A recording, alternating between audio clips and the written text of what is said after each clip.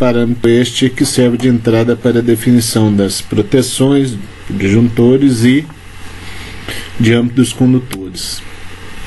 Aqui são exemplos no qual, se não me falha a memória, são Lorenzetti, né? Ducha Advanced Eletrônica, não, chuveiros, né?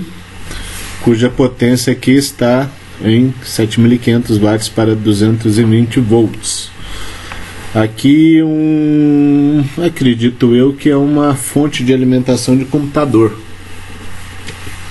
o qual está ali apresentando a sua potência de 450 watts. Outros exemplos, né, fontes de notebook, de desktop. Aqui, se não me engano, ela já está dando não especificamente a potência, mas sim a corrente, né, no caso aqui especificamente 600 mA, pela marca aqui, na verdade acredito que é de um equipamento de computação, de redes de computadores, né? Isso aqui é uma outra fonte, no qual também aqui não muito visível, mas é dado o valor da corrente. Outra fonte de alimentação, né, de computador, 600 watts. Aqui talvez atendendo ao público feminino, secadores de cabelo, né?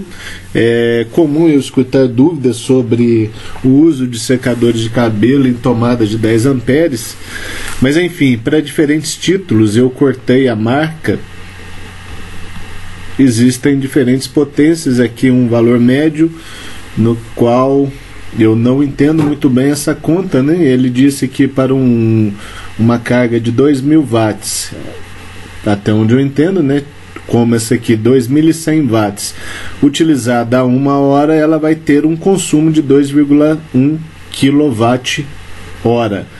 Então essa aqui e essa outra aqui, bom, a princípio, sem maiores detalhes, eu acho um pouco estranho que, dado uma potência de 2 kW, o consumo seja menor do que 2 kW, como aqui 1,9 kW. Outra coisa que chama atenção é que o termo voltagem, acredito eu, tradução de talvez pessoal não técnico, e aí acabou que está sendo utilizado em toda a mídia o termo voltagem, né? Provavelmente tradução de voltage do inglês, mas tecnicamente dizendo, o termo correto seria tensão elétrica, diferença que caracteriza a diferença de potencial entre dois pontos. Como resumo, apesar de um pouco antigo, televisores de 29 polegadas, né? Eu tenho aqui as potências médias, lógico que vai variar conforme o fabricante, né? Uma estimativa da utilização de horas de duração, né, da utilização de cada um desses eletrodomésticos durante cada dia. E aí, ao fim dessa planilha, né, é interessante que a gente tenha um somatório das potências. Bom, enfim, por que de uma planilha, uma tabela caracterizando as potências de todas as cargas? Com função da potência, né? No caso, tomadas de uso geral, é interessante que a gente tenha em mente qual número de equipamentos que serão ligados, né, em cada cômodo, qual tipo de cômodo. Uma cozinha é diferente de uma lavanderia, que é diferente de um quarto de dormir, etc. No caso de banheiros, lavanderias, até mesmo cozinhas, no caso de alguns fornos cuja potência seja alta, é interessante que sejam empregadas tomadas de uso específico, dedicadas àquela carga dada a alta potência, o maior consumo de corrente. Tomadas de uso geral são as tomadas utilizadas por qualquer equipamento, aí, geralmente dentro de um limite de 10 amperes. Agora, uma dúvida comum, né? Qual o número de tomadas necessárias em um cômodo? Então isso aqui é uma tabela de referência que, em função de uma área em metros quadrados do cômodo, há o conselho, né, no caso de se instalar um determinado número de tomadas.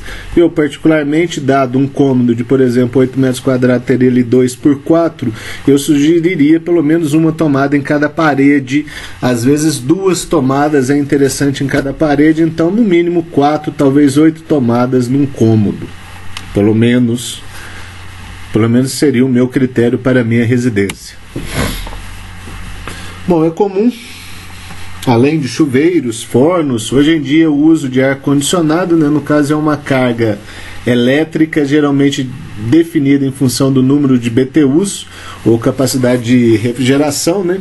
No nosso ponto de vista de residência, de instalação elétrica residencial, o que é importante aqui é saber o valor da corrente. Lógico, aqui está dando um valor de potência em volt-ampere, não em watts. Nosso objetivo do curso não é entender sistema elétrico como um todo, né? Nós não entraremos em detalhes sobre, no caso, uma carga indutiva, que aí vai precisar de uma potência reativa, mas enfim, o que importa para a gente no caso de dimensionamento de condutores e disjuntores é o valor da corrente. Aqui tomando como exemplo o chuveiro lá do início da apresentação com 7.500 watts, alimentado com 220 volts, aplicando essa fórmula, né, no caso válida para cargas resistivas, é possível encontrar um valor de corrente em torno de 34 amperes. Olhando essa tabela aqui para um tipo de eletroduto abrigado em alvenaria, 34 amperes nós deveríamos utilizar um condutor de pelo menos 6 milímetros. No caso em si, empregando uma tensão de 127 volts para alimentar a mesma carga de 7.500 watts, a corrente consumida seria próximo de 60 amperes, e para esse valor de corrente já seria necessário um condutor de 16 milímetros, muitas vezes tornando inviável o custo dessa instalação. No caso de outras cargas, né, aqui um exemplo de motores, não chuveiros, né, puramente resistivo. No caso dos chuveiros, motores são cargas indutivas. E aí nessa tabela aqui já está sendo apresentada um valor da corrente, que é o que importa para a gente.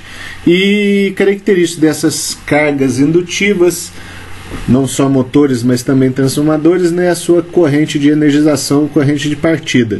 Então aqui como um exemplo, um motor de 1 ampere alimentado com 220 volts, 7 amperes, enquanto que a corrente de partida aqui chegou próximo de 10 vezes a corrente nominal, 4, 5 vezes a corrente nominal. Enfim, essa corrente de partida é interessante, é um conceito relevante lá na apresentação de dispositivos de proteção. Mas a título de exemplo, né, aqui são motores monofásicos, independente se é de 127 volts, é outra nomenclatura de certa maneira errada, né? Fase neutra aqui na nossa região disponibilizam 127 volts e não 110.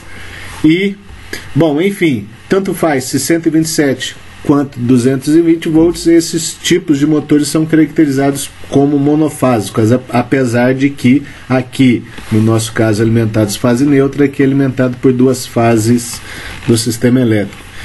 Então, voltando a uma comparação, para o motor de 1 HP, duas fases, 220 volts, nós temos uma corrente de 7,1 amperes. No caso de motores trifásicos, tomando como mesma referência o motor de 1 HP para tensão de 220 volts, ao invés dos 7 amperes, 1 HP, o motor trifásico 1 HP, 220 volts, ele vai consumir 4 amperes.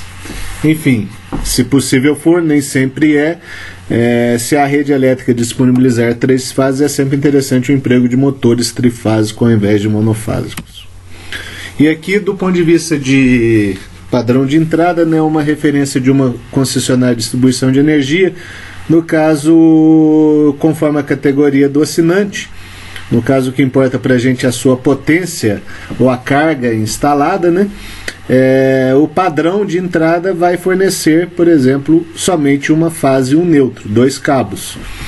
Caso a potência seja aqui, nesse exemplo, para essa concessionária maior do que 12 kW, ela vai entregar uma rede fase-fase.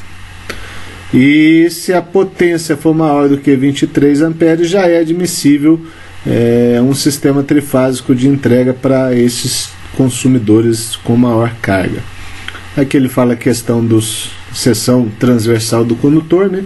Lógico, quanto maior, por exemplo, saiu de 6 e veio para 12, eu vou precisar, ao invés de um cabo de 6, um cabo de 16 milímetros para atender essa demanda de 12 kW. Para até 18 kW, aqui é também admissível, está dentro da ampacidade desse cabo. Mas entre 18 e 25 kW, para esse tipo de consumidor, a bitola do condutor de entrada já deveria ser de 25 milímetros. Então aqui são outros valores de disjuntores, né? Lógico, maior potência, maior corrente e naturalmente o dispositivo de proteção dimensionado adequado àquele circuito. Não vou entrar em detalhes de outros parâmetros aqui dessa tabela.